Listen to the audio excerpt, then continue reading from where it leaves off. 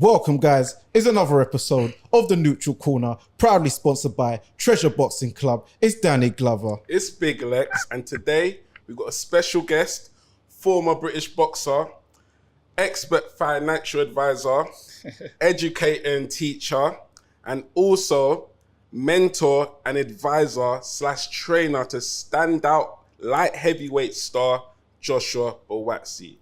Hot shots, Duane Sinclair. Welcome, guys. It's another episode of the Neutral.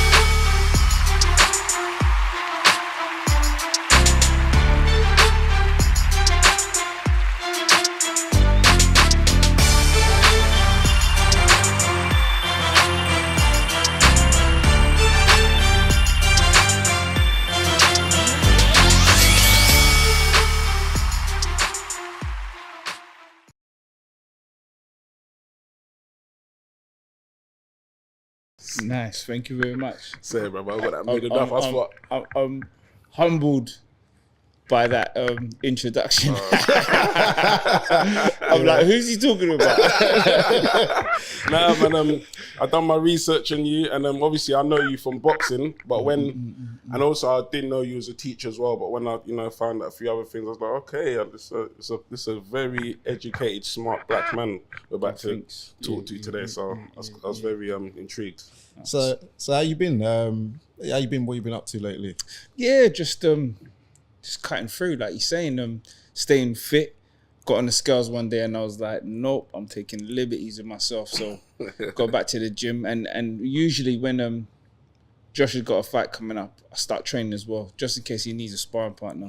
Yeah, his camps have been going well, so I haven't had to jump in as often as usual, but just in case, you never know. So I like to get in that routine, at least staying in the gym, if that makes sense. I hear that. What about you? What you been on? Just the usual, man. Watching a bit of the Olympics. Okay, just started yesterday. Yeah. So I was watching this morning archery. Okay. Where you go watch all sports, bro? The gunman. So watching the Olympics. So yeah, that's about it, man. Yeah. Yourself? Yeah, it's been a mad one lately. I'll tell you one thing, people. Be very vigilant if you are out in Paris or you are in London. I got my phone snatched by one of them little biker mice from Mars the other day. Yeah. No way. My Samsung S24, they was on one of them electric scooter bike things. Yeah. I'm there voice noting into a group, next minute, boom, see a white hand come out, boom, gone. I'm like, oh my God. So I was on the train the other day, and the guy that snatched the phone kind of mistimed the doors, so he got locked in and they beat him up. Yeah. And the mad thing is, he's calling for the police. Yeah. I'm like, bro. So I'm just watching. I should have filmed it, Carl. I'm just watching. He just shouting. I'm thinking, let them beat him up, man. Bad thing. So yeah, man. But yeah, let people know more about you, know about your journey and what you're currently doing. So we like to take it from the beginning. If you let everyone know, where you're from, what area, what's your background, for your parentage and stuff like that. Okay, Yeah, nice. From the start. Yeah, well, Croydon, born and raised, Fulton Heath. Parents are both Jamaican heritage. Well, not heritage, they're both born in Jamaica. So I'm first generation British. And so some of the things that been I've grown up with, and I'm seeing it with my friends or etc. I've seen different with my friends. I'm like, why are you doing that? But they're like second or third generation British. So it's like, you do that a bit mad. But for example, something that might sound mad, like dogs and stuff in the house. Yeah. That's from my parents, that was nothing. But now, like, now that I'm older, dogs and cats, and it's like, yeah. But I'm a bit uncomfortable. Yeah, I'm second gen, but I know not to have dogs. But that's why it makes me laugh. Funny enough, your old manager Dylan loves dogs in his yard. Yeah. But he's an immigrant, so yeah. I don't know. I see what you mean. But that's not normal though. Normally pets are outside. 100%. Yeah. So what was it like growing up around Fulton Heath, Croydon area? because Croydon was very different Yeah. back in the 80s compared to it is now. A lot of people don't realize that. So yeah, let people know. Hey, you said 80s. I was 90s. I was born in the 80s. But 80s and 90s. No, I was born in the 80s as well, but I'm saying around the 80s, 90s. Yeah. You know what I'm saying? 2000s and that. I won't do that in the 80s. I was like, oh. You can't speak on that term. No, but we'll play outside at least. Yeah, no, but like you're saying, the things that you're hearing more frequently on the news, it was few and far between, and it was a specific lot that was doing that, and you're seen as like, where it's now seen as the norm, you were like, oh, those are the guys. You see what I mean? So it's like, I think what's happened is where we've grown up and our kind of generation's grown up and had kids, I mean, I've had kids early, those are their influences. So those kids growing up without them parents knowing, or might even done it intentionally, they kind of, where they haven't kept that life away from them, it's like they indirectly groom them, and then that's how they're acting. So then now they think that's normal, but it's made them 10 times worse, if that makes sense. Yeah. Like, so the things that we was going through and the things that we were doing is happening at an earlier age of these lot, and more frequently, whether it's the violence, whether it's the drugs, whether it's I don't know, go in jail, whatever. The certain guys, I had friends that went in jail when I was in school, but it was like a big thing in it. But now, this is what's happening with the kids. Yeah. But what was it like for you growing up around there though? It's decent. We was respected. Like, we had our issues outside, but because we didn't take the piss, we was all right with different areas. Like, the gang culture was there, but we weren't affiliated to one set, because we weren't those guys that kind of took the piss. So it was all right with everyone, if that makes sense. So we was doing our thing, so people knew that Fortineath, Croydon, that was our bit. Yeah. So if certain things was happening, they'll talk to, well, I say our bit, but I was one of the younger ones, the older lot. They would run certain things through them and whatever. And as I say, because I was younger, I kind of got looked after, innit? I didn't really get in trouble. I didn't go to jail. I didn't do, you see what I mean? I didn't really get in too much of that. Got into your normal kind of arrested and but I didn't ended up doing no sentence or because they looked after me, to be honest. No, that's good. So your household, was you, how many siblings did you have? Yeah, there's four of us. Yeah. Both parents, everything. So yeah, I'm saying that it was just me and my older sister. We were the kind of naughty ones. You see what I mean? Yeah, my younger brothers, younger sisters, they was all right.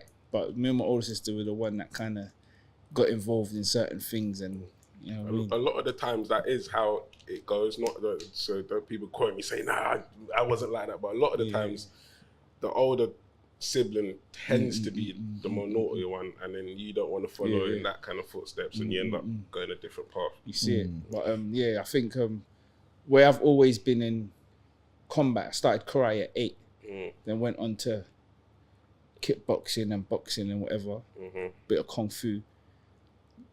The older lot used to kind of use that. You see what I mean? So I was kind of like a not a henchman, but like, D, are you gonna what? D, you gonna let him? What? D? You know what I mean? And I'd be like, all right. You see what I'm saying? So them times, that's a big difference. There was more fist fight. Yes. You get me? Or you might get a glass Lucozade bottle. Yeah, oh my God. I was thinking about that. I remember those who went Forest Hill Boys, you know, there was an incident that happened in my school, which I think was the pivotal moment where they changed it from glass to plastic. Yeah, but that was mad. But it's funny you touched on about the Croydon thing, because I've always said that, because I remember growing up, Croydon was like seen as Surrey when I was younger. Croydon, Fortineath, you know, tram line, nice shopping centre. And it was a nice area. But what I think happened, like what's happened in Enfield and what's happened in, say, like Brentford and Essex, is that, for instance, with Croydon, the old Brixton man, them Junction man, them who made money from the roads back in the day, said, yeah, I'm going to move off ends out to so-called Surrey, but it's now classified as London now. But back then it was seen as Surrey. I'm going to move to Croydon, Fulton Heath, because it's nice big houses. Same with the old Enfield Tottenham man who went to Enfield. Same with the Harlesden Stonebridge man who went to Brentford, and the old East End gangsters all moved out to Essex. And then, as you said, because they don't keep the life away from their kids see how their dads and uncles are moving. So that sort of breeds that into the area. Obviously, they start off bullying up the areas because the area is a nice area. And then now everyone's got to get on job. And then now Croydon is like seen as one of the most feared places. Because now Brixton and Peckham and Lewisham, that ain't ends really. That's the thing we scream, but for the youngsters, they don't scream. Those were the ends, innit? Peckham, Brixton, Clapham. Lewisham, New Cross, Harlesden. You see what I mean? Yeah. A lot of gentrification gets involved in that as well, because a lot of our people see that they can't afford the living. I remember they was looking to change Brixton to East Clapham. Yeah. You mad?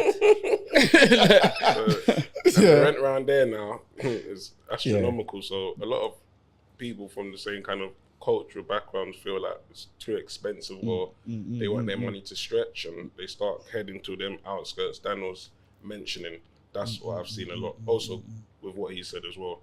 But I feel like that's why you start seeing a lot of our peoples in these areas predominantly as well. But I knew you was Jamaican by your surname, because that is one of the baitest Jamaican surnames going. Sinclair. That is everywhere. Like you know that was Floyd Mayweather's original name. Floyd Sinclair, because that's his mum's side is Jamaican. And then he changed. They changed his dad's name. Any Sinclair they want to match you up and talk about you family this and start throwing names. I'm like, mate, I don't know who that is. You know what I'm saying? Like, there's too many. This is not me, man. So yeah, man. So how was school life for you? What schools did you go to? Yeah, I went to Ingram High School. What about primary? Don't skip primary. Primary. Yeah. Beulah. I went to Infant Beulah. school. Yeah, Beulah Primary School. Yeah, still there. That school's still there. Same went name? through there. Is that Beulah Crescent? Like it's on that. Yeah. It's on Beulah Road, and Beulah Crescent's at the end. Okay, I know. So I went to that primary school. Yeah, a lot of people come through there, you know, and even my high school. A lot of like known names in that, like music business and in sport. But primary schools is all right. It's when you it's mad because you kind of start to find your feet. So when I went into secondary school, I already had a little bit of a rep. So it's like, it's mad when you think about the different stages in life that are actually important. So do you go into secondary school, not to be rude and say like a victim, or do you go in, you see what I'm saying?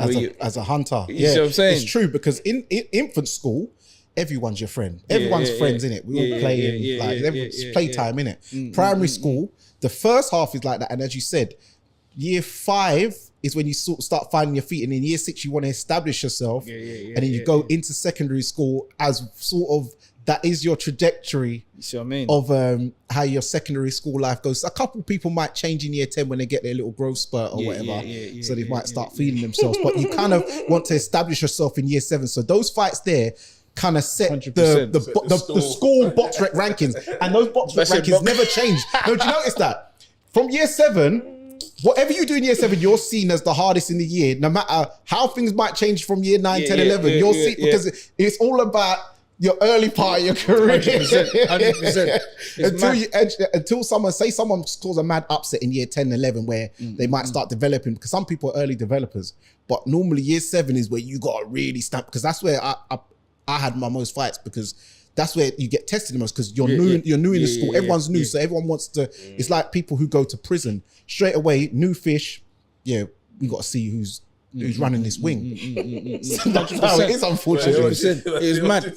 No, but I went to a boys' school, so that's what it's like. Yeah, I was at boys' school as well. So it's like but I think because the road that I lived on, it wasn't an estate, but it was a quiet road. So it's like, the way the people that were on the few blocks that we lived on, that was a surrounding, like I'm saying, they're known people now. So it was like, where people knew that I was affiliated with these people, I knew them, or they see me as little bro and whatever, going into school, like you said, they wanted to test you. And my sister being older and the foolishness she was carrying on there. Oh, that's her brother. So they wanted to test you, but they didn't know I was already training to fight since I was 8. Oh yeah, with the martial You see what I'm arts. trying to say? So I went in there and I was just caking up older boys like year 9s, 10s, or whatever. So from then, like you said, when you done whatever you've done, they remember that. When they saw what you done then, you don't have to fight again. No. Like I could count, if I got people from school, I could count the fights that I had in school because how the other person ended up, no one else didn't want to end up. You see what I mean? So it was like, people would run up their mouth and try, but nothing really kicked off after that because they seen, or if you use my boy and we had a fight, I was quick to jump in and they seen that you don't fight anybody that's around us because you're not fighting one of them. Yeah. You see what I mean? You're not fighting, it won't be 1-on-1. If you catch him by himself, it's 1-on-1, but later on it won't be. You see what I mean? So, so yeah, I think, like you said, it goes through. And the funny thing when you said about being remembered, I remember one time there was like something mad in West Croydon going on, and someone jumped out their car and was like, I think it's like late teens. Someone jumped out their car, boom, boom, boom, going on like he was on stuff. And one of the guys in the crowd goes, "What? Shut up. I remember you from school, yo." I said, "Right, this is a grown man." So whatever was going on in school, He's harbored it. that's carried on to that. You can't go like you're bad now, cause whatever happened in that school, they remember. So like what you said earlier, it's like you started your career, and Mama didn't do nothing, cause he could have been on stuff and said, "What are you talking?"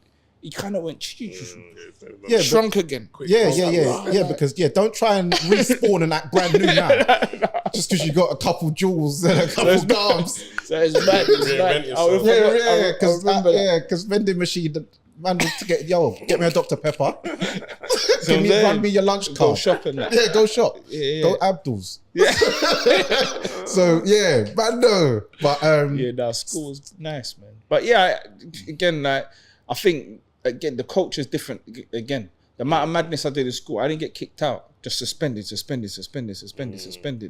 what I mean? Long suspensions, but or short ones or internal, whatever. I didn't get kicked out of school, but the school that I was in closed down. It was on the news a couple of times for kind of the badness that was carrying on. Even, what school was that? Ingram. So like, was that the second? There's the secondary, secondary, yeah. Secondary school. Primary was all right. Just went through there, established yourself, whatever. Yeah. Ingram, it went. Yeah, the school closed down. All madness like. Guys from other ends driving through the gates, boom, lick off the school gates, jump out, run a man down with axe and that. Oh my because God. Of the foolishness that people, because the school was, it was serious with the guys that went in there. Closed down. It was on the news, I say a few times. Closed down, they relocated it, changed the name, but still the same people in it. So ain't nothing changed. Now the school don't exist, it's a primary school there's now. Oh, okay, I hear that. You see what I mean? So it was fun. You learned a lot, and like I was saying, it's either you learn from it and grow from it, or you don't learn and you let it take you over, and then you end up going in that slum, in and out of jail forever. Yeah, you see what I mean? So what subjects was your favorite subjects, and what do you feel you excelled in? Bro, do you know what? I would have said none, but to be fair, I think I would have to say it was art because talk into the mic. So. Yeah, I did. I would have said none at first, but to be fair, I would have said art now because looking back, I hate PE. I hated it. And maths, all of that, I hated it. But with art, getting kicked out, even when I went through to college, I didn't finish college, I got kicked out of college. That's why I got kicked out of all colleges. I got banned from colleges in Croydon because same sort of thing. Things followed you from school. Guys from other ends coming to the colleges, bringing the college to disrepute. Once you get kicked out of one college, the rest in that area don't want to know you, this and that. So ended up going to a college in Leicester Square. What was your first college you went to? Did you go Croydon College? Coulston. Yeah, got kicked out of that. But I was September, got kicked out by December. And they said I can't come back before they kicked me out, they said, you can't come back while there's students. So you got to come back. I had to come back in the holidays for them to kick me out because of the people that was coming down the school, college for me. Oh, so they was frightened for the rest of the people. You know what I mean? So you can't come back while there's students. Come back for the interview, for your exit interview at this date. I had to come in the holiday. You see what I'm saying? So it was mad. Got kicked out, all of that. And then I think what it was, my brother, my younger brother, he went university. I was like, what? How can I be big brother and I'm just getting nicked and being foolish? This is embarrassing. So then one of my friends from the college, they said, look, you was good at art, because I went and done GNV, no, I can't remember, something. Yeah, GNVQ. Was it that? Yeah, GNVQ in graphic design. So I was doing that. I said, oh, you're good at art. I goes, yeah, but I ain't got no qualifications.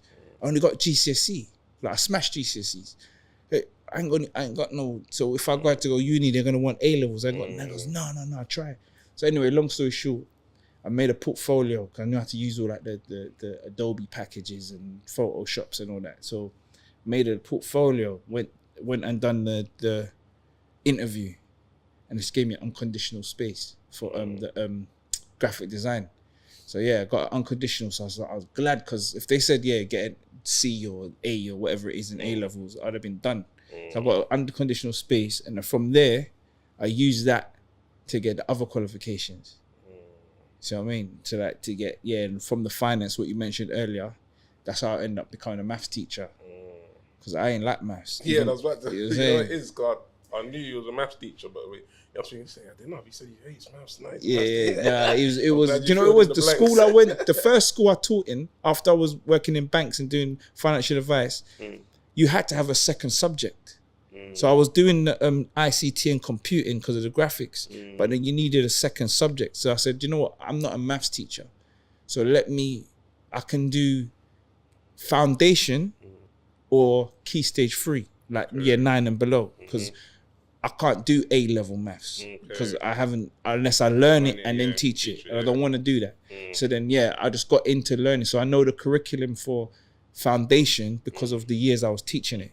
You see what I mean? So it just, and obviously I know how to deal with numbers, but it wasn't a subject for me, even though I'd done the GCSE in year 9. Yeah. It was mad. I could just do it. Yeah. No, not even. I'd done the maths GCSE. I'd done the SATs and I'd done the maths GCSE at 9. Let's rewind. So when you say you hate this stuff, because it reminds me kind of like me. I just done my maths GCSE, but I didn't revise or nothing like that. And I got a B. Yeah. But it's like, are you one of them people that you don't need to do no revision? Because to my knowledge, when you're saying you're hating this stuff, I'm thinking you're just not even good at it. Yeah, no. When you're saying you're doing I done all right, but I didn't like it. So, you must have been just still naturally smart. That's the thing. But remember as well, you had coursework. Okay. So I smashed the coursework. So I went to the exam already with a C. So then when I done whatever on top from the exam, they gave me the good result. While the kids now, I don't know. Well, yeah, there's no coursework. No, and I think, even my day, I don't think we've done coursework from maths. I don't think. You see what I mean? So we had coursework. So then, yeah, I think that's the deciding factor. I was good at it, but I didn't like it. So like now, if it was just solely exam, revision and I don't know how I'd do, because the coursework's over time. You see what I mean? Yeah. It's over a space of like a year. You see what I mean? So yeah, it worked out for me. So then, how did you get into boxing then? Because you was doing martial arts before. So then, what age was it you decided to go boxing, and what made you decide to go to a boxing gym? Yeah, I was so I was at a kickboxing club. It was over. Do you remember In Shops in Croydon? You might not remember it. It used to be like a small indoor market, and above it there was a kickboxing gym called House of Pain. Oh no! And like, yeah, it was decent. It was. Do you know what's mad? Adam Booth was the boxing coach there. Oh, is it? Yeah. And this is when I was growing up. Yeah. Adam Booth. He came. He was probably there about a year, 2 years before it closed down. But he was the boxing coach there, and I was good with my hands. Right. More so, even though I didn't karate, whatever, I was better with my hands, quicker with my hands. So then had a few fights, whatever. Got up to had a world title shot, but it's nothing to gloat about. Kickboxing is different, trust me. It's not like boxing. That don't mean nothing. Trust me. Injured in kickboxing, which led you. That's it. Exactly that. Yeah, exactly that. I got a groin injury, and I was fighting at 75 kg. Okay. And then a groin injury, and I just got lazy, and then went to South Northern Victory, like I was saying, because I was good with my hands. People was like, Wayne Alexander from Croydon, he's like, just forget all of that, go pro. But then he told me about South Northern Victory. You might have remembered this. Yeah, big He up Wayne. You see what I'm saying? And told me about Southern Victory because I was trying to find a gym, and he's like, just tighten up your skills and then go pro. You've had enough. You've had ring experience, because it wasn't kickboxing on the mat. You know, the one that's in the ring. Yeah, it was that type of kickboxing. So it was similar to Thai, but you just didn't elbow and knee. So I was like, all right, let me do that. But when I went South London Victory, it was completely different. Boxing's different. I had to fix my stance. I realized how much I didn't know and whatever. So going pro, I was like, nah, I don't know enough. And then I just ended up staying at South London Victory. I think stayed there about 6 to 8 years or something. Done good. Represent the country. Represent London. I didn't win no ABA, but semi-finals, quarter-finals, the London champions, and like I said, represent country a couple of times. So done good. Talk to us about, because I know I didn't box for them, but talk to the people about man like Terry Smith, because that brother is a scary guy. Surely when you walk through the gym, this brother's like Dolph Lundgren from the Universal Soldier. Terry, he was like, he's no nonsense. He no matter where he was from, discipline was his main thing. Yeah, with timekeeping, respect. He's like whoever came through that gym and stayed for a length of time, he's like a father figure. Like he transformed a lot. So like even down to things that I was doing on the road, the boxing pulled you away from it. Yes. And you think the amount of times you had Terry that was going to court for people to represent them and give them the character reference and whatever, because he cared, like literally cared. So it was like you didn't want to let him down. It was mad. It's like he become like a father figure. If you're gonna be late, you're like, oh damn, scared to go in. You think, you know what? I'm just gonna phone first, see what Terry's mood's like, because he would tell you, all right, go run or don't bother come. But if you came in to get turned away, the embarrassment's mad. So I was trying to. I was lucky. I never got U-turned. I never ever got U-turned for some reason. I was lucky, but I'm there and I'm seeing Josh get U-turned, and I'm like. Because I'm like, boy, phone first, man. You got me? I said, man. No, me and Josh, we're both running late. We phone each other. What's going on? Do you know what? Let's go in at the same time. And it was all right. When we went in at the same time, it was all right, because like, all right, you two trained together. You see what I mean? But one of us was late. You'd get U-turned. But I think because I was always like a few minutes before, so I got the bly. He was past the bly-in time. You get me? But that was a serious club. I remember I boxed Martin Madonna. Because there was two of them there, funny enough, even though there was bare them in my gym as well. But Martin Madonna. Man, it was a good club. And Terry's very respected. I see he's even still training guys now, and he's like 80 something. He's still doing pads. I see a video of him the other day. So big respect to him, man. And I can see he's very influential. Don't matter what background you're from, traveller, Afro-Caribbean. He treats everyone the same, and he commands the respect from everyone. As you said, timekeeping, regimented, discipline and hard work. And even down to your boxing, the nitpicking. It's only when you advance through boxing you realize how much those small little details that he was not letting slide made a huge difference in your performance. Because he still comes to Josh's fights. I'm saying Josh, but Joshua Buatsi, for you guys that don't know. He still comes to his fights now. You know what I mean? Or he will call me, because Josh is in and out of the country, he'll call me and ask me, or call Mark and Mark Gillespie, ask him like what's happening, such and such about us all.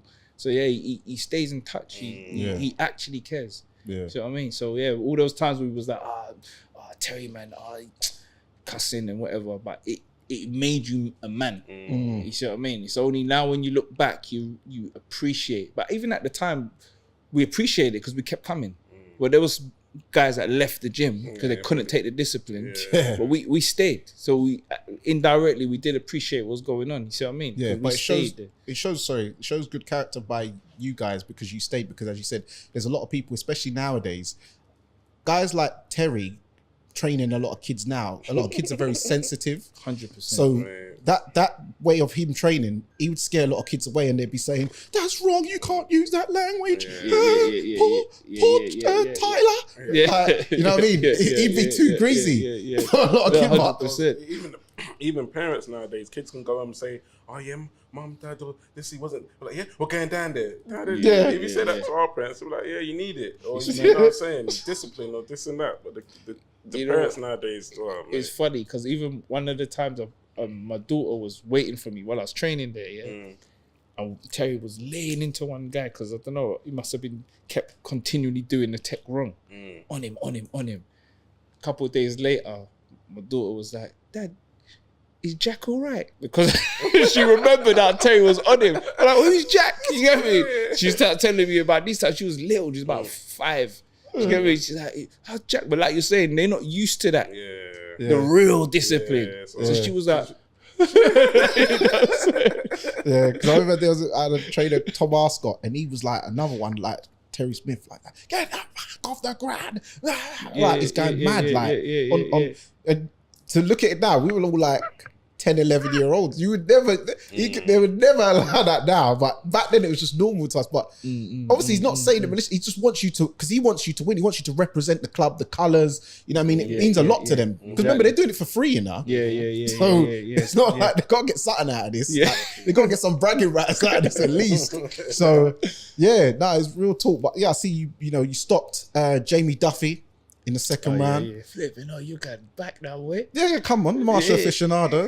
You know what I mean? You boxed Charlie Duffield. You boxed Javan Young as well. You beat Javan Young. My boy Javan. So yeah, you done well in the amateurs. You said you represented the country, which is a good thing. You know what I mean? Something you can hold with pride. We got Charlie in the group chat.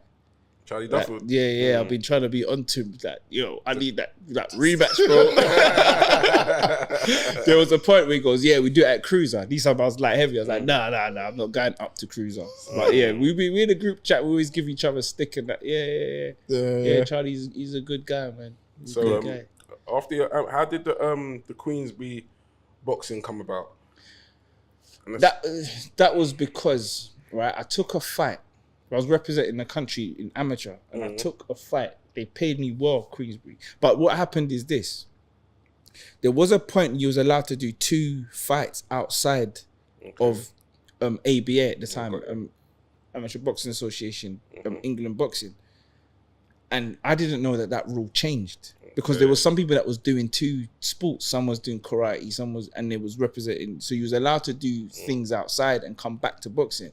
I didn't know that rule changed. So when they offered me a good fight, I took it, got paid, and then I got a letter through the gym saying I'm banned. Like I'll say, okay, cool. When's this ban up? Indefinite. I was like, because it was televised. So there's not even like they can't like say, all right, we'll just give you a squeeze, because now people will be like, whoa, Sinclair done it. You see what I mean? I was, I know a lot of boxers that do Queensbury, but they go in the alias. But there was one he got his card pulled, but I think he had way more fights than he said in another country, I heard. Then he went through a specific tournament and just looked unrealistic, smashing guys to bits, and their card got pulled. Okay. Who's that? It might be a person we might touch on later. Okay. Interesting. I'm looking forward to later. I'm saying because and I think because, like I said, I was representing the country again. Yeah. If it was probably at club level, they might give you a squeeze, because I know some people that's got away with it, no warnings. I know but I think because of at the time it was notable boxes, wasn't it? And like then. I think that's when ABAs was just coming off of terrestrial TV. So if you was all right as an amateur, people knew your name. Like if you was an up and coming pro. Yeah, the finals was on BBC every year. You see what I'm saying? So people knew you. So I think that's what kind of made it, that they said, nah, we can't even give you a blight. How many fights did you have then? Because you looked kind of like it was a big platform, and you got a bit of press from that as well. A couple articles and I was doing all right. I think I was killing the tickets as well. I think I can't remember, probably about 5 or 6, I think, probably. And then it got to a point where they I couldn't get bouts again, and that's when Terry goes, you might as well go pro. These are like doing your 4 rounders, so You know what I mean? Even though I think there were 5 2-minute rounds or something, I can't remember. I said, yeah, you might as well go pro. You've done an apprenticeship. So, and then, yeah, that's how it turned into that. It wasn't even an ambition to go pro. After when I left kickboxing and when I wanted to go pro, and I thought, I don't know enough. And how long I stayed amateur. I think I turned pro at 31, 32. Yeah, I'll be honest, like, you look like good for your age. Yeah, you look a lot younger. Yeah, when I found out how old you was, I was like, oh, no way. I didn't think you would, because you look a lot younger than you are, 100%. especially then. I remember when I first saw you at, or when I first actually saw you spar, I think it was Miguel's. So I thought, is this new spring chicken flipping prospect in the light heavyweight division? Then it was like, no, I was like, right, I was like, swear down. I was like, oh, yeah, he looks good. Who was aspiring? He was doing a round robin. Is like, you sparring. Craig Richards was there. Dillian was there. Oh, okay, one of them days. I think it was the one of them Sunday Rumble things. Buatsi was there. Chris Congo. A lot of people. Yeah. Mark was there. That was your trainer. Mark was there. Do you know what? I know that day now? Yeah. Because I said to Mark, because I always, since early days of Dylan, been me and Josh been helping him and that, because we used to be going to a guy Jimmy Manuel's gym. Oh, okay. You know, he's a UFC fighter. Yeah. We was all doing our round robins, and one of the days now, Dylan called me and said, "Look, I need your speed. Can you come spar?"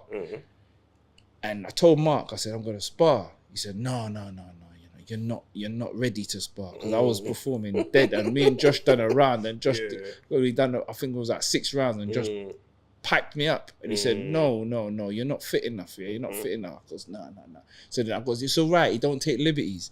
So then, boom, that's why he come.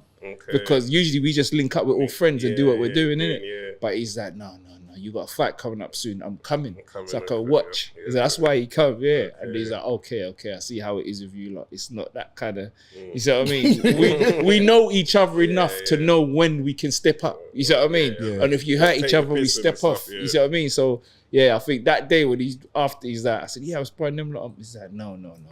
You're not sparring them, man. Big up, Mark.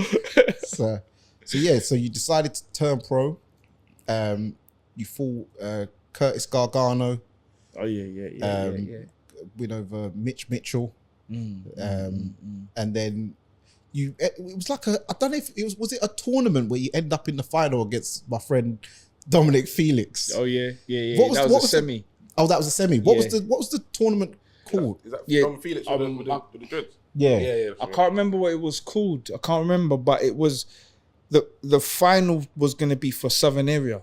Yeah. I can't remember what it was called. It was one of Goodwin's tournaments. Yeah, I remember at the time. Yeah. So I remember the build up. There was a lot of animosity with you and Dom. So what was the problem exactly? Oh, there's no problem. I just think he was he's just a bit better because I stopped him in the Queensbury. Okay. But I didn't. You fought before? Is that one of your opponents? Yeah. Yeah. All right. Stopped him in the second round. Okay. And he's had quite a bad injury, so he was he was out for like 9 months. Had his jaw wired and all that. South London thing, innit? Yeah. So you gonna want Dom to link you tonight or something? Listen, Duane. We can meet up anytime, any place, anywhere. Yeah, that's what. Yeah, and then so when we met up, I know they done their research because they was trying their hardest to make it like we done a little face-to-face thing, but I wasn't biting, so they didn't screen it because I was like, wait till fight night. Like, I wasn't on it. I thought I'm not on this chatting, but now I'm on it. You get me? Before I'm not talking because it's boxing. Anything can happen, but you just gotta back yourself and understand where you're from, innit, and what you can do. So they didn't screen our face to face, but that's where the animosity was. Because I stopped him already. Okay. I didn't know that. Last time he lasted, the second time he lasted a little bit longer. Yeah, it was 6 rounds. Yeah, and you punched him. It was a 10 rounder, and then So big up my boy Dominic. Yeah, big up Dominic. But yeah, good win, and then you scored another TKO, and then they threw you in. Even though this guy is considered a journeyman, I know that Anthony Fox is not a type of guy you just start throwing people in with. Yeah. So did you feel that was a bit of a setup? No. Before you answer that, was Dillian your manager at that time? Yeah. So when did he start becoming your manager? Before you answer that, sorry. I think the fight before. I'm not sure, or that might have been that fight. Quite close to that fight, to be fair. Yeah. But no, it wasn't a setup. It wasn't a setup. It was me. I don't even want to sound like an excuse. You see what I mean? But it was definitely not a setup. You know what I'm saying? Yeah. So basically, what it was, we was out in New York, Miami. This was on a lead up, like, because Josh Buatsi was on AJ undercard. Okay. For when he lost to Ruiz, yeah. So we was out there. You was out there as well, yeah? Yeah, and we was sparring, doing whatever. And that's when the fight was offered. Yeah. So that's fine. I'm fit. I'm doing the training camp. I'm out there. But I didn't gauge the time well for when I'm come back, for the date of the fight when I come back. So you like time zones and stuff, so what I'm saying, yeah. And boxing, amateurs, whatever, it's different. Like you're doing 3 rounds, isn't it? Like it's different, and I don't know. But anyway, long. So the date, it was, I didn't time it right. But when we got back to the UK, Josh, Mark, they see me how I'm training. They're like, you need to pull out, man. You're not right. You're not ready. You're still jet lagged. I'm like, no. You need to pull out. Like, no. Stubborn. You see what I'm saying? I'm like, be all right. We'll kick out. To pull out. So on fight night, warming up, bro, I'm talking razor sharp. Razor. I'm like, beautiful. People that cheer, woo, people clapping like that. The other fighters, because you're cool. So the other people that you share the change room, like, woo, woo. I'm like, yeah. I'm sharp. You know what I'm saying? I'm sharp. But I swear to you, that sharpness got left in the changing room. Oh no. Because when I came out, boom, ding, ding, my first jab, I was like, huh? You know when you feel like you're underwater, it's mad slow. I said, nah. The supercell powers right out. I was like, nah. So basically what happened in that bout was, it kicked in. It was like, the defense was there, but I couldn't, my offense weren't sharp enough. So it was just an onslaught, but he wasn't really getting through. It was just because his aggression. Because he didn't really do much. If you watch the fight, I'm on the ropes and that, but he's not getting through. But my offense was dead. Yeah, you could. It looked like you looked flat and you couldn't get off. You see what I'm trying to say? So he done exactly what he's meant to do. Like, just because people knew I'm a boxer, so you smother them, bah. But that's not nothing I'm not used to, because it's known that that's what you try to do with boxers. So we've grown even amateurs. Jovan tried to do the same thing because they knew I boxed. So you smother. You see what I mean? And so he done the right thing. So it's nothing to say to pull away from his victory, but I just went right because I know that in hindsight, but I know that guy, his fighting style, I should have stopped him. He shouldn't even go. He is a tough guy, to be fair. Yeah, it's tough to but I'll stop him. You think? Yeah. Because of how he's boxing. It went to points. But I'm saying, I don't remember him ever being stopped. His next bout, he got stopped. Did he? Yeah. Oh, right. But I would have stopped him just to how he leans in, whatever. Like, for certain shots that I favor, he would have been eating them he couldn't eat them for 8 rounds. It was an 8-rounder. He couldn't eat them for 8 rounds. Try and get another rematch against him? But I wouldn't say he didn't win it, but he got a better thing in it because his next fight was a matchroom fight, so he's gonna get paid good. And that's when he got stopped. I think it was one of them behind closed door bouts because that was my issue. I couldn't get a fight. Because COVID kicked in. Yes, the garden fight. You see what I'm saying? Yeah. So that's where he got stopped. And then I think that's when Josh boxed, when Buatsi boxed Bolotniks. It was on that.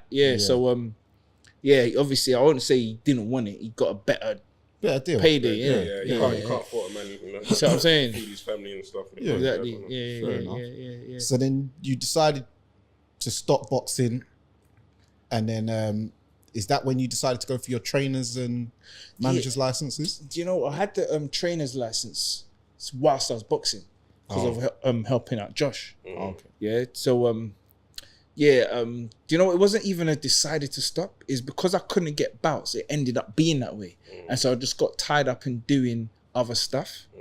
So yeah, like you said, where did your teaching get into this? Because no. you always been teaching while you've been training, or that was literally a separate thing. Like after I got fed up with banking, but whilst I was banking, I was going into schools like once, maybe twice a week for an hour, doing mentoring, and because that was there was a scheme that came out after London riots called Capital Men. So the mayor of London started this scheme. So you volunteered and done mentoring. So when I was doing that, that's what made me think, I want to do this properly full time. So then I went and done my PGCE, which is a 9 months course. If you've got a degree, you can, whatever the degree is in, they can make you teach it, if that makes sense. Has anyone told you sound like Joshua Buatsi? Has no one told you that? Nah. You sound like him, you know? Yeah. Yeah. Maybe because they hung around together. That's the thing. No, because there's one of my friends, people say I sound like. And I ain't seen him in a while, but it's the same kind of thing because we're always together. Yeah, that's what I was going to say. There was a good 10, 15 years we was together every day. Yeah. So yeah, you're sorry to cut you off. Then you got the thing from the mayor. Yeah, so then once, I think, yes, that was it. There was that credit crunch 2008, 2012. Oh yeah. And there was no bonuses, no. So I thought all this work I'm doing, working till 8 o'clock, some Saturdays it's long. Let me do this PGCE. At least it's a Monday to Friday. And then that's when I done the degree. So it was before boxing. So when I started boxing, I was already teaching. Okay. No. I was probably boxing for about 2 or 3 years, and then I went into teaching. Okay. Yeah, and then but it's always been there. But the thing is, people say, how do you juggle the two? Because I was saying, I was doing the sports, I represented country in karate as well. So whilst I was, and I've done athletics, I was on the England reserve for 200 meters. Like, that's what I'm saying. So my whole time, I've always had to juggle school, juggle the sports, So going into professional sports, doing the same thing wasn't hard. Okay. You see what I mean? So school is like your day job, isn't it? You probably extra 2 hours, then it's like going to work. You see what I mean? So I've always done stuff around school, weekends. So it never really felt like anything different, just progressed that way. Okay, you see what I mean? It's just that I didn't have... And is that how Triumph Management come about? Yeah. So, because that's a new... So what year did you start that? Because I saw that only recently. It's officially new. It came out this year. Yeah. It launched... On paper. Yeah, it launched on when... Josh boxed Dan, Buatsi versus Ease. It was on that fight, but again, it was the way that we launched it. We done it quite quickly. It was a last minute decision. So if you look at the fight, you see the logos on the canvas, but we didn't do it properly in the sense that we said, like a eureka moment, and we done it. So we haven't really launched it so people know what's going on.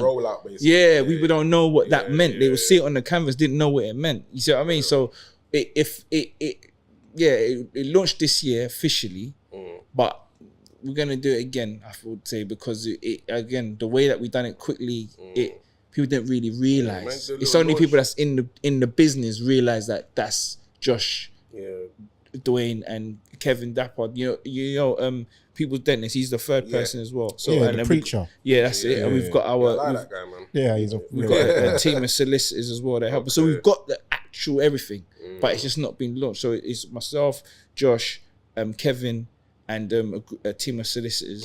So it's serious. You need that kind of stuff for paperwork and loopholes. You're not trying to get stung and looking over contracts and stuff like that. So that's very vital. So we've got the whole setup, and our ethos is just again, because we've seen both ends of the spectrum, the small hall show and the big time boxing. It's looking at kind of protecting your career during and after boxing. Put it a bit more. So with the finance, etc., helping people put their money in the right places so that their money works for them. Because with boxing, you don't even know if you're gonna have a next fight. Yeah, exactly. You don't even know if your next payday is gonna be the same. You don't know what's gonna happen. You could be on top of the world, then you lose. Or you'd be on top of the world and no one wants to fight you. The whole year goes by, you haven't boxed. Right. So we making your money work for you as well as looking after you in the boxing side of things. Man, that's a lot of I like that, because I feel like a lot of people need to realize just throw your money in the bank, put it to work. Yeah. Because you hear horror stories. They're not gonna drop any names of pro boxers that because they used to get in the fights, gambling, spending it off, gambling, and then now they stop boxing. Yeah. They literally Got nothing to show for it. they're just a civilian. Yeah. All that hard work. Yeah. Funny enough, Wayne Alexander, Yeah. he's my good friend, so he won't mind me saying, because he told me that was his problem, where because he was always getting big fights and stuff, good money, he always thought, I'll get the mortgage on the next fight, I'll get it on the next one, I'll get it on the next one. He said it on the show. And then obviously then you get beat, no one's calling your phone, and then the money's not there, and he's like, oh man, I thought, because you remember he was preparing that, he's thinking he's going to get the Oscar de la Hoya fight because he was one fight away from that and stuff like that. So yeah, it's one of them ones where with boxing you can't predict the future. Making all these plans, as my uncle Raymond always says, don't count your chickens before they hatch. It's very important what you're saying you do. It's now. It's now. 100% now. What get me? You can't with if you're thinking about the boxing money. There's no waiting. It's now. 100%. Because even with like footballers, you see it's similar. Yes. You know It could happen in any sport. You go on the football pitch, you get a broken leg, you don't recover. Exactly. You know what I'm saying? So but with American football, they have that thing, that insurance thing where if they do get injured, there's this backup signing fee thing what sort of helps them out. But that's not in a lot of sports, especially not in boxing. That's it. So you do have to be more cognizant of that. So where did you get the name Hot Shots from, by the way? Do you know what that was? I'm glad you asked that, because a lot of people ask me that. They think it's a cocky thing. What happened, right? Like in amateurs, we start getting to that point where people, you want to kind of make a brand, innit? So at first, I gave myself Dazzling, like Darren Barker, because at the time he just won a world title and he was Dazzling Darren Barker. And I'm glad that these people that we used to watch on TV, that I've met them and I now know them. Like that's one thing I've always said that I'm glad about the sport, because it's like people say you don't meet your heroes, but the one I just declined meeting was Roy Jones.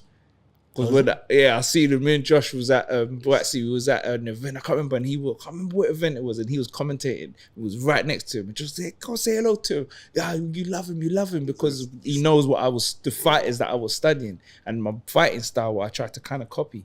And he's like, I said, nope.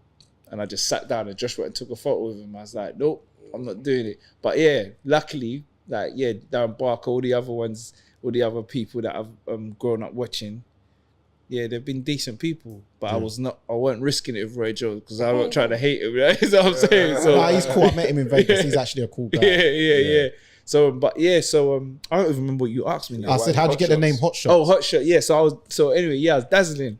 But what happened, because I was working in the bank throughout the amateurs, or it might have been a bailiff, but whatever one it was, because I started off doing bailiff. That was my very first job, a bailiff, and then I went into graphics.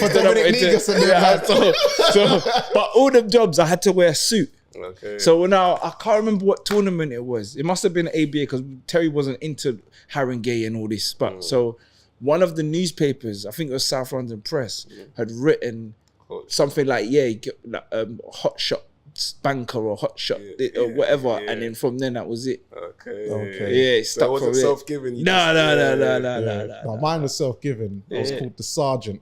So I was like, I'll make him drop and give me 10. Come on. Sergeant, tell you right. But it was fun time. It just stuck from there. I think Terry saw it and started laughing.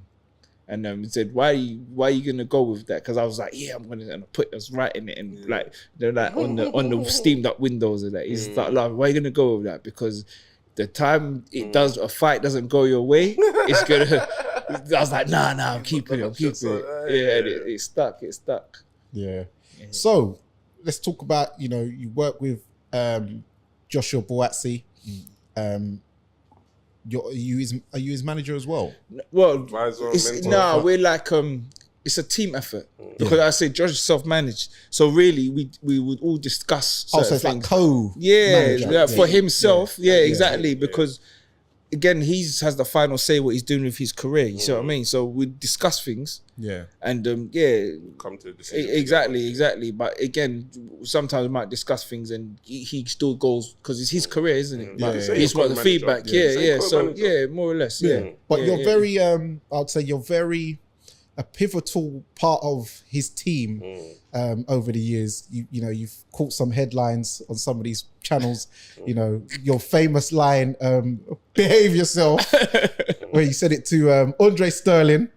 And then also when you got into a spat with myself, we're gonna play that in one of our clips when this goes out. That's old news, man. No, because people be surprised like what happened, because people still even talk about it for some reason. Because they don't even know that we're actually boys. It was just one of those things that your boys fighting my cousin, and you know. Yeah, it was mad because that's the thing, was all boys. Yeah, all of us. So it's mad. It was there, but. Both trying to pull back, don't want to make it become something, but the fight week tension is there. Exactly. So that's what happened. So, but yeah, it was that was a great fight. And very good fight. Yeah, very good fight. And now I see Buatsi's in a real sort of needle fight with Willy Hutchinson, the Hutch train. Okay. Is that the one that took their card? Took the card. Is what you said earlier about his card got taken. No. I'm gonna keep asking you. So he's in a fight with Willy Hutchinson. So can you tell us what actually happened in that room where I saw Joshua Buatsi, you know, fisting up. The Croydon side came out of him and he went for the choke. Were they causing each other, choking? What's going on there? Well, what happened? We're doing the face-offs, right? So the head-to-heads, or whatever they're called. Gloves are off. And they done them back-to-back. So they done the zone one. And then you literally walked out the room, and the next room was the TNT one. So basically they're kind of like the same concept, but two different channels. Exactly. Yeah, the Queen. So Willy must have been... Pause. He must have been... No, Puffy.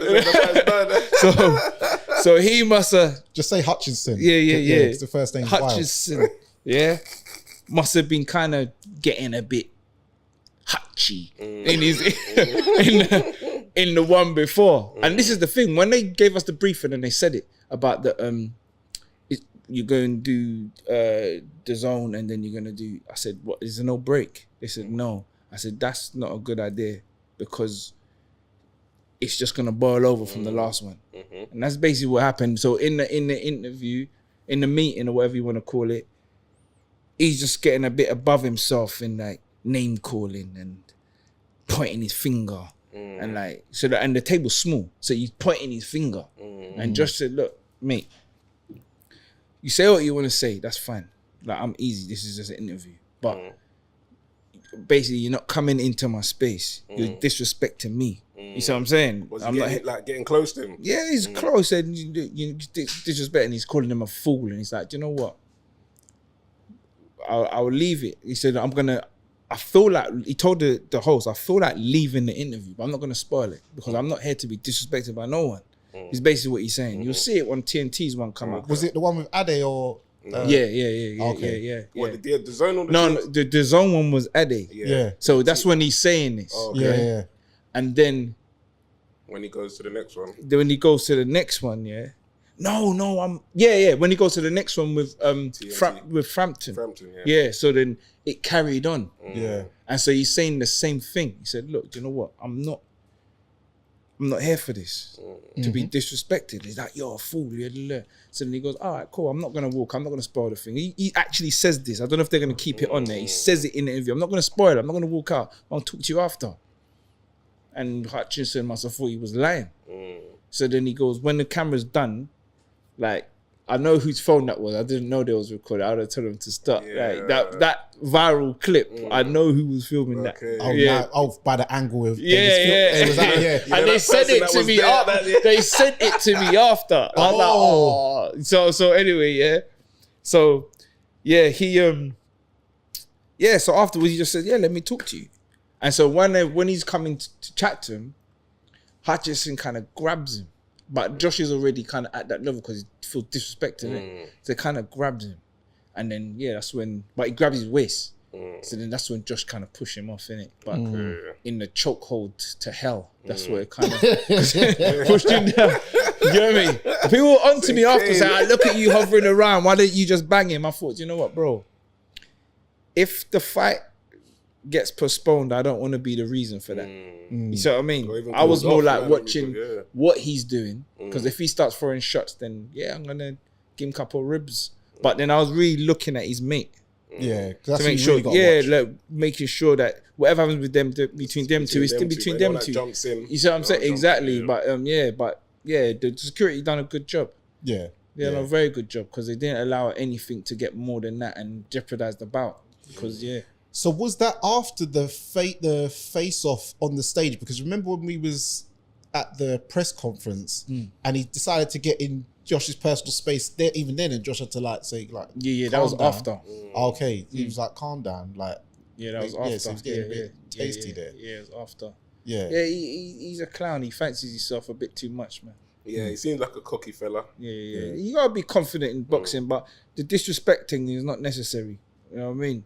Like you can dance around it, but I think also because of what we know how he was moving with Craig as well.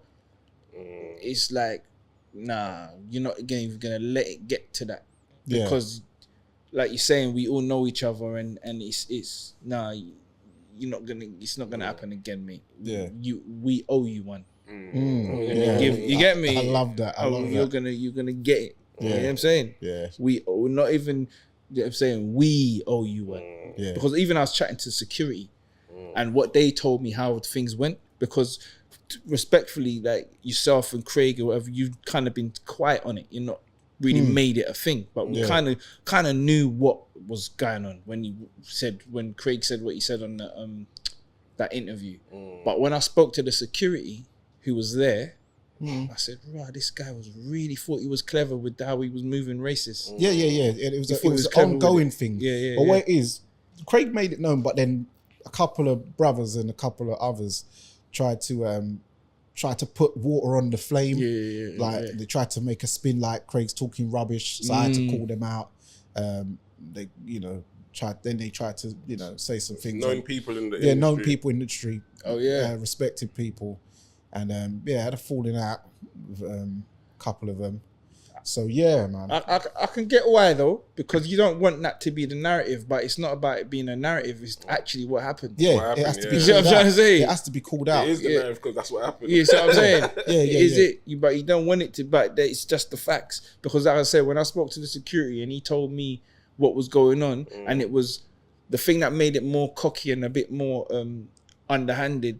I won't even say underhand. I don't even know what the right word would be, but blatant. Subliminal. Yeah, exactly. Because when it's all said and done, he's called over the security and told him what's happened. Is that rude? What do you think? Is that rude? You're talking to a black man. You know it's rude. You're not stupid. This is a multicultural country. You know what's going on. No, but what he wanted the black man to say, no, it's not say, well, my black mate, Black Rob, he said it's all right. He thought he was going to tap dance. Certain man was tap dancing. And I told them, don't tap. And they got upset about it. But you got to stand on business every day. This struggle ain't, it ain't for Christmas. This is 365. Partial. Yeah. So I hope Josh does the business, and as you said, he gets that back for us in blood. So before that, though, there was a big build up where rumors of Joshua Buatsi was meant to face Anthony Yarde. I've been seeing your creative skills are something special. Graphics, I told you. I went on your thing. I was watching it. I was just there. Like I was on the toilet, just saying, "Wow!" I was looking at your gram, just said, "Man, like, funny." Is he the one that got his car took? Yeah. Yes. Okay. Interesting. Yeah. But now things have got real, man. It's gone into the bush, sliding back. Talk to us about that, man. Talk to us. Tell us why that fight has happened, or if it's gonna happen, or if we're ever gonna see it, or Well, I hope it does. Hopefully it does. But as of obviously as you can see, as now it's not. Yeah. So let's rewind a bit now.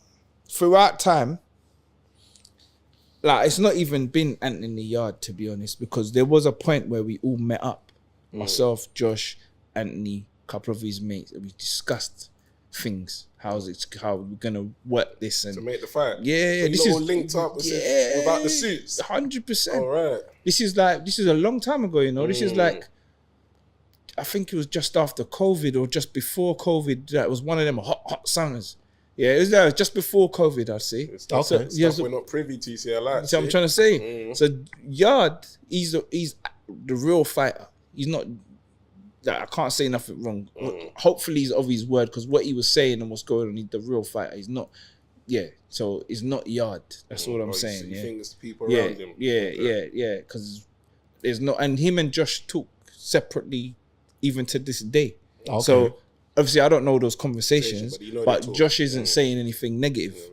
So Yarde is not Yarde. Yeah, I can say that confidently, unless he's not of his word. You see what I mean? Yeah. So because of how we are, we believe him, innit? So, but yeah, leading up, you had his trainer, stroke manager.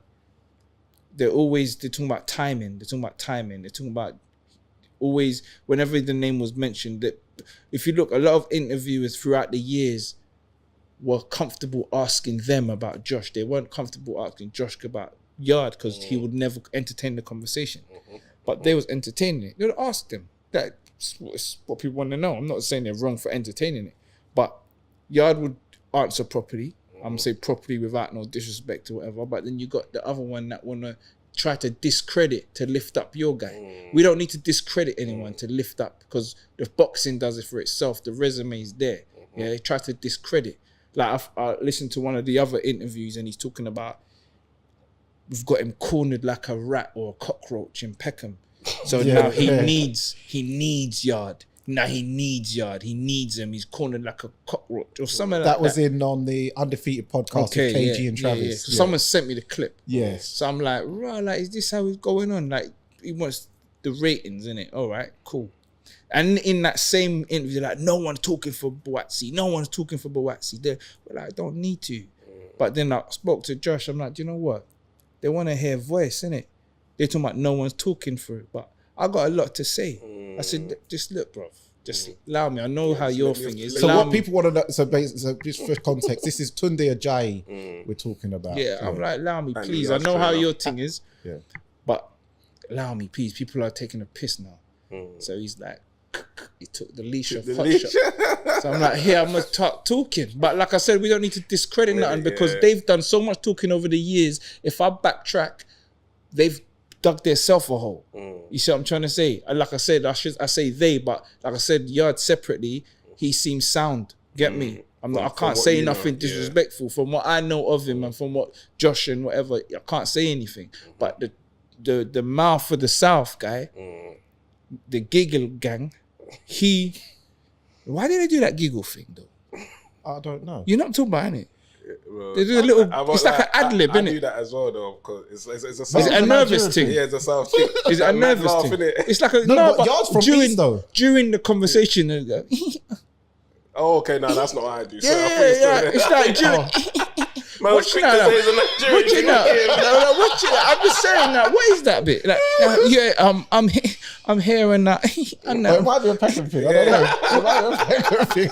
I'm just asking, because that's what they do. So I'm not. Maybe they're just thinking about. No, but Yarde's not from far from here. He's like from East. Yarde's from East. Yeah, no, like I'm saying, it's not like I'm saying. The fighters will be the fighters. Like I said, he's not done any. There's fighters that are clowns. He's not a clown. But the giggle thing, yeah, they both chuckle though. Yeah, the chuckle.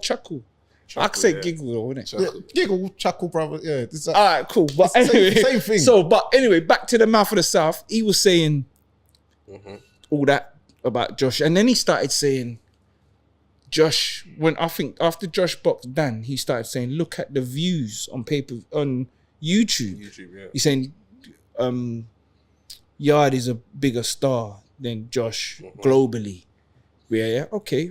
That's your perspective. But he said, look at the views from Josh boxing Dan, and when he's Dan Aziz, and he's boxed and Yarde's boxed Kovalev And Beterbiev.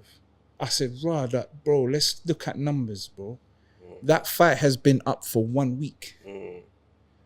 Of course, it's gonna have more views on a world title fight. The world title fights about 3 years prior. Yeah, they're world title fights, bro. Like, it's not. Don't say Yarde. It's because Yarde's in it. No, this is Kovalev, Crusher Kovalev, veteran of the game. He's probably going to be a Hall of Famer at some point. Yeah, people's gonna watch it. We're talking Beterbiev, who's knocked out every single person he's boxed. People are going to watch it. All right, a credible fighter has come up to challenge them, but they're watching to see what happens with them. They're world title fights. It's not, okay, I'm saying this. When we went to Yarde's bout, yeah? I say Yarde's bout, it was Shiraz was the headline. Oh, Hamza Shiraz versus Liam Williams. There we go. And Yarde was the co-main. Yeah. If it was a thing of how much people Yarde pulls, that would fill the arena. Plus Shiraz will fill the arena. Why was there blankets though? You know the black blankets when they cover up the seats? What was that? Was that an O2 or Wembley? Where was that? Or was it Copper Box? I think it was Copper Box. Box, yeah. But you're supposed to be this. So are you saying that you're more globally known than in your home? Is that what you're trying to say? Because I don't get that. Because when I went there, the arena wasn't full. But you're saying all these things. You see what I'm saying? And if that's the case, yeah, boom, we can put it in this perspective. You can say, oh yeah, because people won't come because of who Yarde was boxing. But he's been doing that his whole career. If you say Anthony Joshua, for example, I know that's worlds apart, but even when he started, he would fill every arena with whoever he boxed because they come to see Anthony Joshua. Yes. So if it was about Yarde, then it would be full. Especially in Copper Box, because that's his You see what I'm trying to home say? stadium. You see what I'm trying to say? Yeah, So where he's over talking, he's digging himself a hole. Like I said, it's not Yarde ain't saying nothing. He's just doing his business, doing his job. He's over talking, but let's look at it. Like, come on now, let's look at it, put it in perspective. Let's look at it properly, subjectively. This is, you're talking madness, bro. You get me? Then he said that he's the A side. How? Now, the people that Yarde has boxed, now I'm not being disrespectful, I'm just talking the facts. Anybody in the British top, now let's forget about Kovalev and the world title fights. Yes. Anybody in the British top 10, let's say, or even top 5, can beat the people that Yarde have beaten. Yeah? Lyndon Arthur could beat the people that Yarde has beaten. Lyndon Arthur beat Yarde. Yeah. We all the people in the top 15 can beat the people that Yarde has beaten. Maybe, like I said, all right, let's be respectful to Lyndon Arthur as well. Not everybody in the top 15 might not beat him. I think they would. But anyway, everybody Yarde has beaten, top 15 can beat him, can beat those people. I don't know, I don't know. Well, I do know how come. Those fights led him to become mandatory title shots for each of those world titles. I do know. Yeah. Very good promoter. And very strategic, because a thing with boxing, I think you actually mentioned it as well before, actually, that if you lose in a mandatory world title shot, you don't drop down the rankings really. You only drop a couple of spaces 100%. Where if you lose a voluntary shot, you just get wiped off the system. But then the mandatory was through the good promoter. Got leveraged you. Or some of the foreigners he boxed were ranked highly in their country, but not globally. Yeah. And that's what also can give you a lift. Can you see what I mean? But really, as boxing people, we know that those people don't lead you to a world title. The good promoter did. You see what I'm trying to say? Yes. He's had the world title shots and he gave a good account of himself. You can't take that away. But you didn't deserve to be there. Yet. And, you see what I'm saying? Is he definitely away from Frank Warren now? They've gone their separate ways, or they're still in a legal dispute? I'm not sure. I believe that I don't know 100%, but I believe there's a what's been legal put out dispute. there that we know at the moment. Well, Yarde says he's out of contract. Frank says he's not. And Yeah. that's the battle. But I know fighters, and that this is not a new thing to happen with fighters. But I know fighters that if you knew and believed that you are correct, that's what you have your legal team for. So what you do is continue with your career and let them do the legal battle. Your career doesn't have to halt. There's 101 fighters that will tell you the same thing, that they had an issue like that. Not saying it was Frank Warren, but in any kind of contract. It's happened before. It has happened before, but their career doesn't stop. It doesn't stop. I've never seen that. Yeah, there was, Lawrence Okoli, he kept going on straight away. Was that when he had his thing with Eddie? Yeah. But was that for flipping contract dispute? Or was Yeah, there was one. Yeah. But it don't need to stop, because if you believe it, if you really of hearts believe it, you got your lawyers, you're gonna pay them to do their job, isn't it? Yeah. So why did it stop? After all this, what is it? Cornered like a rat in Peckham. When it's time and we've come to your bout now, I tell you this, and I know that it's not. I'm not saying anything out of that I shouldn't be saying. That night, we met up loosely with the promoters and spoke loosely. I say because there was nothing in stone, nothing was signed about how we're gonna make the fight. Like and the what two promoters, Frank and Ben. No, well, Ben was separate, but it was George. George Spoke Warren. about it like loosely of what kind of dates do you think, what month? They say, what month do you think? This and that. So it was going to happen. It was happening. That's why Josh walked up to the corner because it was leading up to the promo, because it was happening. And then there was all these different excuses, and then the final one was the contract dispute. Okay. Yeah. So, but like I know, and you know, just said, that doesn't have to halt your career. If you really believe you're the correct person, if you really want to have the bout, that doesn't stop your career. But then there's all these other excuses that both the promoters were actually coming to, like, that can happen. Yeah. But you threw another thing in. There was even one of them saying they don't want the fight to be in the UK. Why, bro? Where's it gonna be? Tell me that, please. Oh, Saudi. But they can have the Riyadh season, Riyadh Wembley. season here. Well, they're doing it. They're doing it. They're doing it now. They're doing it all over the world. They're doing No, but he's doing it in this what I'm saying? This Riyadh season. It could be here if that's what he's really hinting at. Wembley Stadium. Stadium. Yeah, I'm saying. Before that, they got one in with Terence Crawford. So You know what I'm LA, saying? but It that wouldn't sell there though. But Wembley. no, Yeah, I'm saying it could be I'm just here. saying that's not a stumbling block. Yeah. You see what I'm saying? Because you probably heard the whispers that what was meant to happen was it was meant to be on that the card where it was the Crystal Palace card. Yeah. Selhurst Park. You see what I mean? Oh, is that the the Reactpol fight? Yeah, it's meant to be chief support to that. Yeah. Yeah, that's what I was told initially. Yeah, so whispers get out, and then you just made a long. Well, it's there.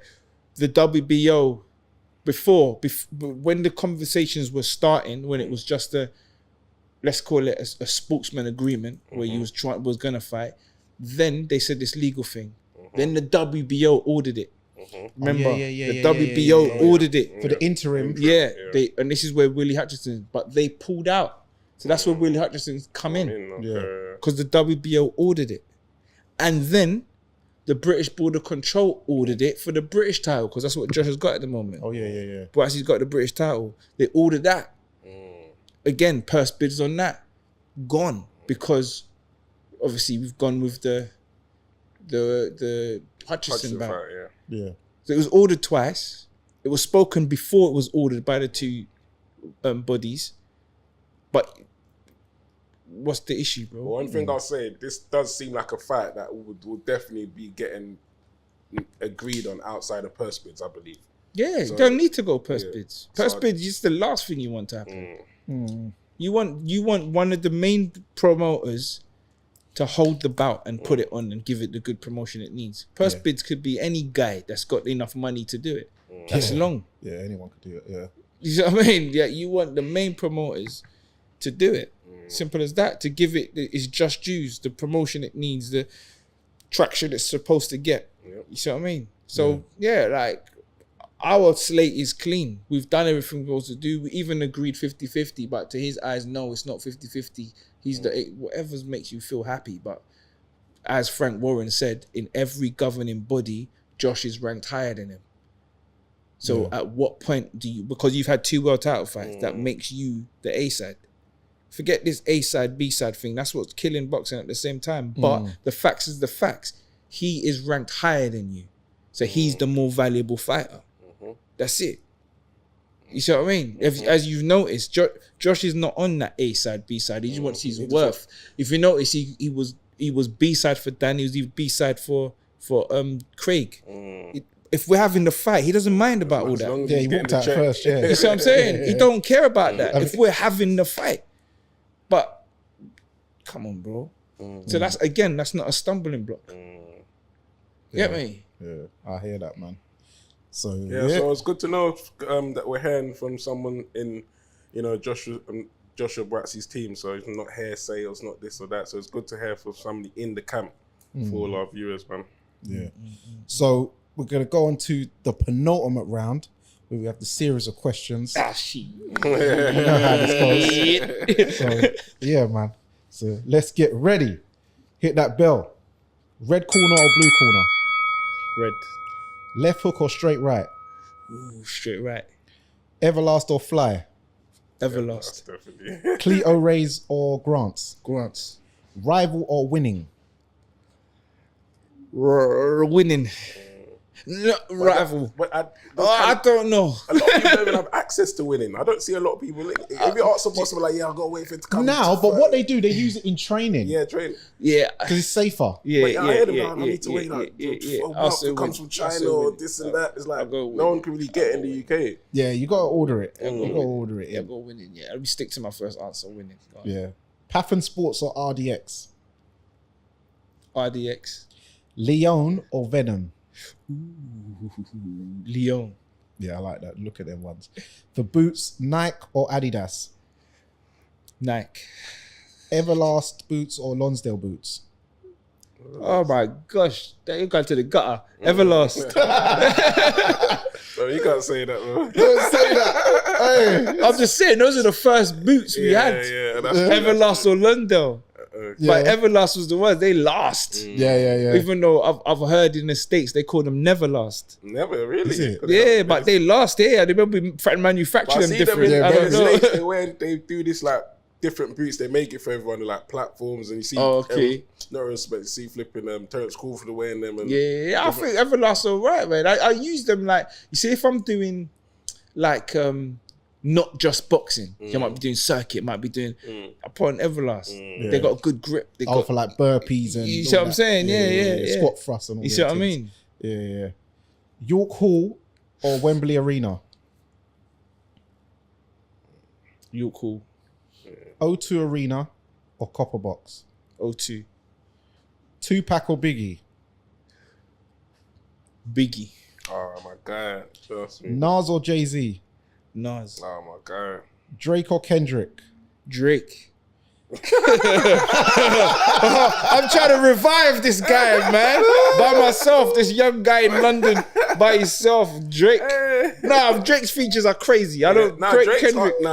To be honest, how do you even pick that? Are we going by hits for hits? Are we going by what they've done? I don't even Drake's albums. I don't even know. I'm talking about his features. I don't even know his albums like that. It's his features. Drake is when he's on someone else's track, he's not having it. Yeah, it's whatever you like. God, whatever you like. Go where you want to go. It's up to you, bud. Go. Bryson Tiller or Brent Fayez? Fayez. I say Fayez because of Tiller's sound like he try to be like lanes. Yeah. I know that new track he's got in it. Brent Fayez. Yeah. Future or French Montana? I say Future. There's more. Yeah. There's more. Yeah. 50 Cent or P Diddy?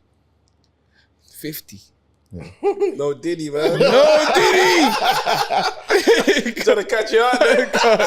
Skeng or Skillibeng? That's a good one. I'm gonna say Skilly.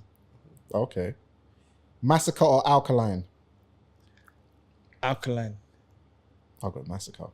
Vibes Cartel or Movado? See, my view changed on that, you know. Vibes, man. Yeah, I would have said Movado was just the other Movado. day Yeah, in Croydon.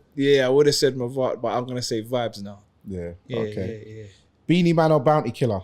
Bounty. Steph London or Jada Kingdom? Backside. I'm gonna say Steph. Shenseea or Spice? Shin. Nole or Trillery Banks? I'm going home.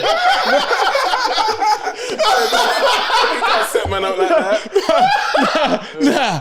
Hey. Next. I was even meant to warn you. I always warn my guests. I swear them. Did not forget to warn them. I was just be careful. Hey. And usually he hasn't even done What the you self. got? You don't really research this thing, innit? Yeah. Hey.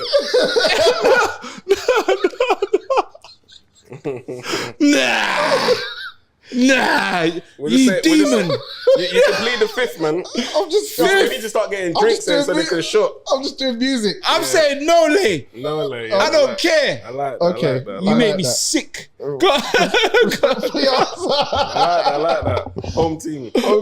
Hey, come on. Yeah, Just I like that. no, Lay. That's it.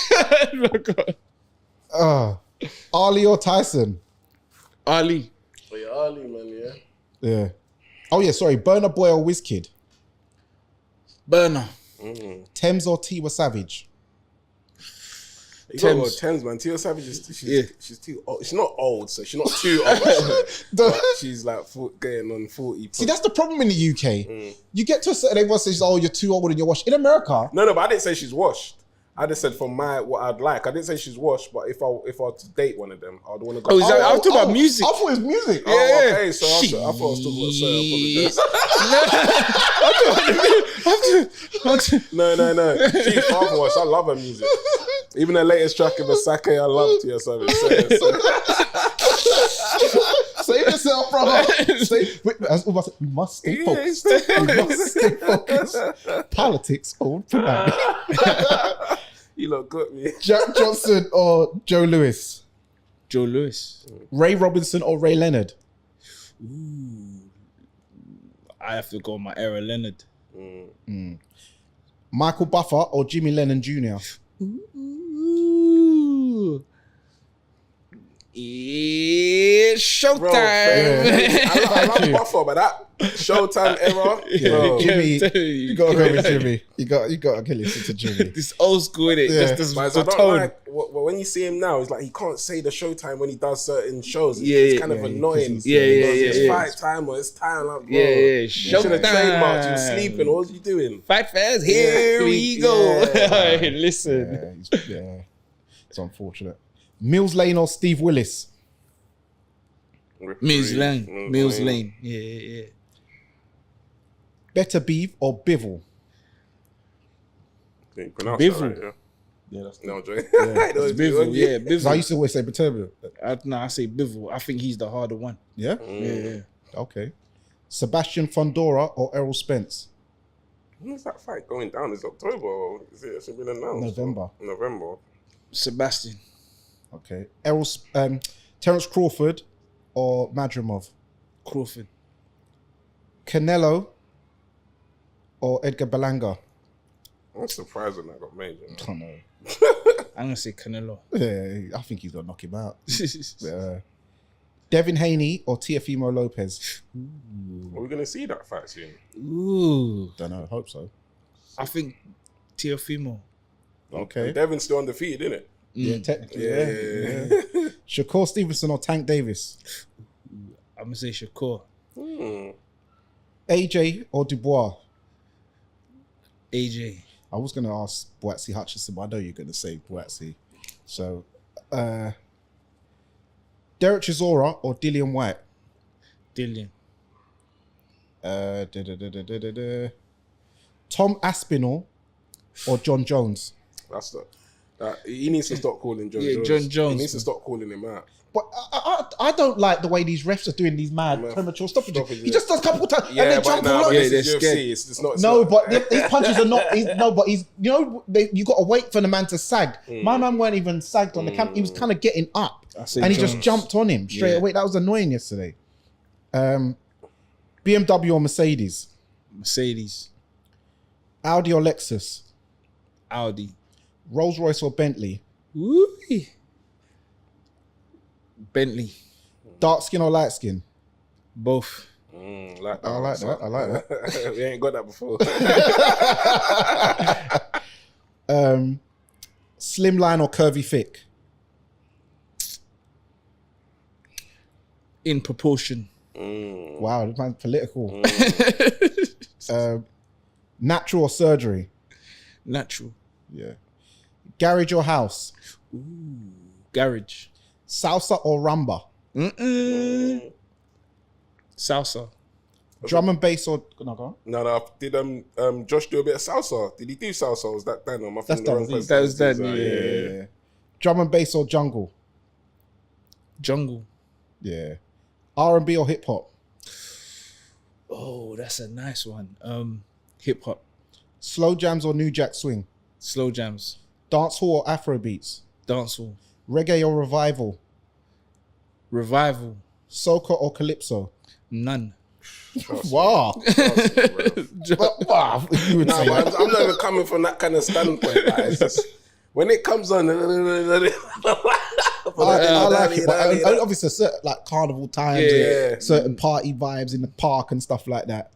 Only 30-minute section. What do you call it? Segment though. Not all this 2 hours of. I can't handle that. When all the aunties, they love it. Yeah, they love it. They don't listen to the lyrics, man. Oxtail or peppered steak? Lord, oxtail. Curry goat or curry chicken? Curry goat. Jerk chicken or brown stew chicken? Jerk. Hardo bread or cocoa bread? Hardo. Festival or dumpling? Festival. Where is it? The fish questions. Oh, so But he's Jamaican, so what we're gonna do? Snapper or parrotfish or sea bream. Everyone's gonna say snapper. Evian or Volvic? Ooh, Evian. Voss or Fiji? Fiji. DJ EZ or Black Coffee? Why black coffee? Lucozade Sport or Wow Hydrate? Wow. Granaries or Q Club? You remember that? Granaries. Is that the one? What's his name? Alexander was. He said he used to go there. Yeah. He used to go. That was his spot when he was a man. Granaries is a credit jet, bro. Yeah, that is like a staple. Everyone's got to pass through them doors at some point. Big up my boy Fire. He now owns that club. Oh yeah. Yeah. I remember Roxbury's as well. Oh Yeah. That was a big. I remember I went there for Jamaican Independence, which was like on my day for my birthday or something. So yeah. Where have I gone? Nando's or Roosters? Nando's. True flavors or refills? Refill. You gotta say true. You gotta say true flavors or new things. Oh, new things, yeah, because that's taken over now. Yeah. Oh, is it? Yeah, that's like seen as the number one now. Yeah. Oh, well, you mean take? I thought you said someone's taking it over. So yeah. I mean, like they're better. They're rated as higher than True Flavors now. But you know, True Flavors only get because things close so early. I feel like they get the customers go True Flavors because new things is closed. They close early. Oh no, but Refill get all the customers because they're 24 hours. Yeah, they're 20. That's like the gritty customers. Yeah, but that's the only reason why they're surviving is through their times, their work rate. Yeah. You got to give it to them. We can't cook as good as you, man, but we're gonna outwork you, man. They're applying that Joe Joyce pressure in it. Joe Joyce Joe Joyce. That's what they're on, bro. They're juggernaut getting punches. Boy. Croydon or Fulton Heath? They're one and the same. I know they don't act like it is now, but it is, man. It's the same, man. All right. East Croydon, West Croydon, or South Croydon? West. Train or tram? Train. Tram, that didn't take. I don't even know if I've ever been on a tram. I think I've done it once when it first dropped, and I was like, ah! But nah. I went credit in college, so I used to use the tram a lot. Gully or Gaza? I have to say, Gaza. Ninja Man or Supercat? That's a good one, you know. Both. Sizzler or Capleton? Capleton. Adonia or Mr. Vegas? Adonia. John Holt or Beres Hammond? I'm gonna say Beres. Dennis Brown or Garnet Silk? Dennis. Yeah. Tiger or Papa San? Tiger. Real. Coffee or Chronics? Chronics. Lady Saw or Patra? Lady Saw. You're going in though, I'm not gonna lie. Come on. Valiant or Baker? Valiant. TJ or DeMarco? DeMarco. Dexter Daps or Popcorn? Popcorn. And then last one, do you prefer city life or countryside? Oh, Gina, damn. I'm torn between, but I'm gonna go city. I'm starting to like country, but I'm gonna say city because it's the country thing is just starting to warm to me recently. Yeah, but yeah, city. I prefer the country because you can just, F about in the city, then just go back home. You know what I mean? So I have to try back at home. yeah, I get you. But I'll get itchy fingers and I need to quickly be able to go and do something quickly. Hustle and bustle. Yeah, I like to have my produce near me. Because I know a lot of my friends who've moved out, they're saying, you know what I mean? They got to come back to they got to come back to Lewisham or Peckham or wherever because they ain't no Aki and they ain't getting no snapper, no planting. Yeah, that's the only downfall. What you're saying right there, because when you start living in them kind of areas, you got the one Caribbean or African person and it's absolutely raping the community. Yeah. You got no compares. Grape. By the way, this is YouTube. They're mad with the digging. But thank you for coming on, man. Thank you for having me. Big man. ups, it's fun each and every time. And let everyone know. Are you up to anything now? Latest and greatest. Anything to look out for? Yeah, well, as you're saying, 21st September, Wembley Stadium. Josh Buatsi's out. Willy Hutchinson. We're doing our own sort of cleansing his mind. Yes. Yeah, cleansing his mind. Like a dark room. For he's just saying you might maybe you'll find a dark corner, smack himself and say sorry, but unlikely. So yeah, we're gonna cleanse his bigoted whoop mind, and we're gonna move forward. You see what I'm saying? But properties, get at me. Property finance. Anything, bridging loans, development loans, mortgages, remortgages. I've done my research. Financial advisor, expert. I'll be able to, I'll sort you out. We got. Are you a private company? Yeah, you work for yourself independent. It's independent. Yeah, okay. I might have to talk to you about something. Yeah, we can. But we got even like we call white label products because of having good relationships with lenders. So they might pull out a rate at the back pocket. You see what I mean? So, so you say not the rates that we're getting from the banks and stuff? No. So them Jewishman rates, yeah? I like that. And even as you say with the Triumph, any fighters up and coming, we look at all levels because, like I said, we've looked at grassroots and obviously the high end boxes. So we're there to help. And for myself, even I'm just I'm contemplating making that return, man. It's been the highest, and I'm looking at the landscape, and I'm like, and like you said earlier, my age doesn't represent my body. Yeah, no. You see what I'm trying to say? Trust me, if you feel and like I'm looking, yes, what I'm saying, and I'm looking at, and I'm like, I can grab something domestic. I must. So we're looking at it, but it might just be a bit too much because of the sacrifice. And like I say, I'm happy with what I'm doing. I'm just doing it out. I'll be doing it out of just because I love the sport. Yeah, that's Not what I'm because I saying. need to. There's a little itch there thinking, You see what I'm trying to say? Grab that time. You see what I'm saying? It's not because I need to. It's just because I love the sport. Because the stuff that I'm doing, like I'm learning a lot. I'm excited with stuff we're helping Josh and other fighters, and as I say, with the property stuff, even the schools, having a good time. So yeah, it's just weighing it up to whether or not it's worth the sacrifice, because like there's a lot of sacrifice to be able to perform to your potential. Yeah, So, 100%. And talking about, which you say, going from grassroots upwards, well, we see that even it's kind of meshes, because just yesterday we had Tony Yoka, the Olympic gold medalist, on a grassroots show, Black Box Global. Big ups to Dean White for yesterday. I've seen you've been doing commentary gigs on there as well. Quite a few times. I've done it once, but you've done it a lot of times. You know what I mean? Doing good stuff. So up and coming commentator. So got to slot that one in there as well. So yeah, man. Is there any prospects you're looking at for the Olympics in the GB boxing? Because right now the Olympics is on as well, so this is a good time. Yeah. Anyone you've got your eye on? Do you know what? Look at for GB. Look at Isaac Oko. Remember Chris Oko? Yes. He was Commonwealth champion. I think, And he was very avoided. I remember he was. His son. Yeah. Southpaw. Cold. Yeah. Cold. So I hope he does well.